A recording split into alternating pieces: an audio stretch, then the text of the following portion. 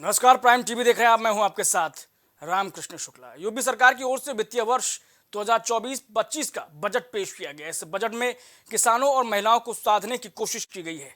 सरकार के इस बजट में आम चुनाव 2024 की झलक भी साफ नजर आ रही है। बजट में कई योजनाओं को लेकर विशेष रूप से प्रयास किए गए हैं। सरकार के मंत्री उत्तर प्रदेश की सभी 80 लोकसभा सीटों को जीतने का दावा कर रहे हैं और उन्हीं दावों को पंख लगाते हुए योगी सरकार ने अपना 8वां और प्रदेश का सबसे बड़ा बजट पेश कर दिया है। इस बजट में 24 का चक्रव्यूह तोड़ने का खाका तैयार किया जा चुका है। यूपी देश की सियासत का सबसे बड़ा विद्यालय माना जाता है और उसी विद्यालय के मुखिया योगी आदित्यनाथ और वित्त मंत्री सुरेश खन्ना ने लोगों के लिए सरकारी तिजोरी खोल दी है। तिजोरी खोली भी तो ऐसी खोली कि देश के इतिहास में 7.36 लाख करोड़ से ज्यादा का बजट पेश कर नया आयाम स्थापित कर दिया है। तो आज का जो बजट है, जो हमारे वित्त मंत्री जी ने प्रस्तुत किया है, वह बजट प्रभु श्री राम को समर्पित करते हुए लोक मंगल की उन भावनाओं को समर्पित किया। बजट में जो कुछ चीजें हैं जो हम सब के लिए बहुत महत्वपूर्ण और मायने रखती है, वह है कि पहली बार 2,03,782 करोड़ 38 लाख रुपए कैपिटल एक्सपेंडिचर के लिए बजट में प्रावधान किया गया है।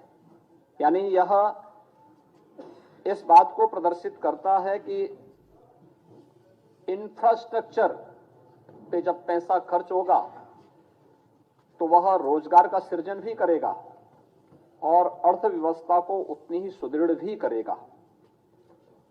हमारी सरकार प्रारंभ से ही इस बात पर ध्यान देती रही है कि हमें समग्र विकास की अवधारणा पर कार्य करना है। वित्त मंत्री ने पेश किया 7.36 लाख करोड़ से ज्यादा का बजट। यूपी को 24,000 करोड़ की नई परियोजनाओं की सौगात। राष्ट्रीय ग्रामीण स्वास्थ्य मिशन के लिए 7,350 करोड़ रुपए।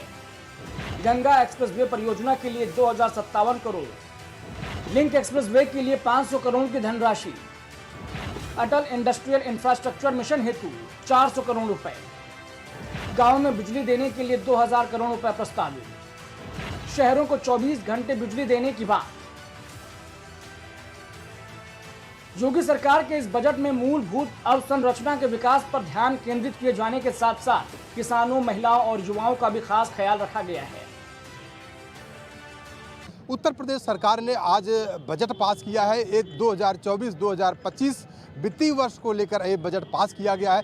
सबसे बड़ी बात यह है कि प्रदेश सरकार ने इंफ्रास्ट्रक्चर डेवलपमेंट के लिए सबसे बड़ी कनेक्टिविटी और विस्तार को लेकर इस बजट को पास किया है। उसके अलावा आपको बता दें कि अयोध्या की तर्ज पर काशी और मथुरा को डेवलप करने के लिए भी इस बजट में प्रावधान रखा गया है। इसके साथ साथ में आपको बता दें कि किसानों के लिए, महिलाओं के लिए और युवा और बेरोजगारों के लिए भी इस बजट में व्यवस्था की गई है। उसके साथ साथ खेती के लिए और डेवलपमेंट के लिए और दूसरी चीज़ की सारे एक्सप्रेसवे को कनेक्टिविटी के लिए इस बजट में व्यवस्था की गई है।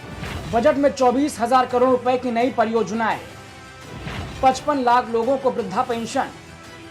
बेटियों की शादी पर 510 करोड़ रुपए खर्च हुए। ई श्रम पोर्टल पर 8.32 करोड़ श्रमिक पंजीकृत। यूपी में 6 करोड़ लोग गरीबी से बाहर निकले। टैबलेट स्मार्टफोन वितरण के लिए 4,000 करोड़ रुपए।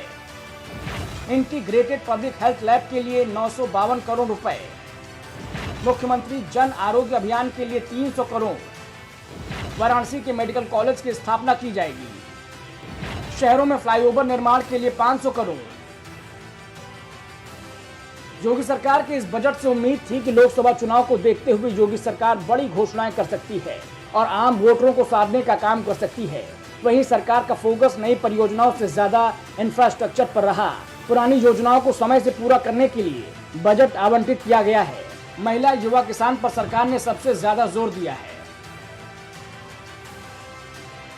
वित्तीय वर्ष 2024-2025 को लेकर आज उत्तर प्रदेश सरकार ने बजट पास किया है और इस बजट में सभी वर्ग को साधने की कोशिश की गई है, चाहे युवा हो, चाहे महिला हो, चाहे बेरोजगार हो, सारे लोगों को साधने की कोशिश की गई है। उसके अलावा आपको बता दें कि 25,000 करोड़ रुपए नई योजनाओं को लाने के लिए इस बजट में प्रावधान रखा गया है, लेकिन बुनियादी चीज़ों को इसमें कितना कारगर साबित होगा, बुनियादी चीज़ों को लेकर आने वाले तो समय बताएगा, आने वाला वक्त ही बताएगा। कैमरा पर्सन नीरज के साथ राजेश यादव, प्राइम टीवी, लखनऊ। तो इस रिपोर्ट में बस इतना ही, लेकिन बने रहिए प्राइम टीवी पर।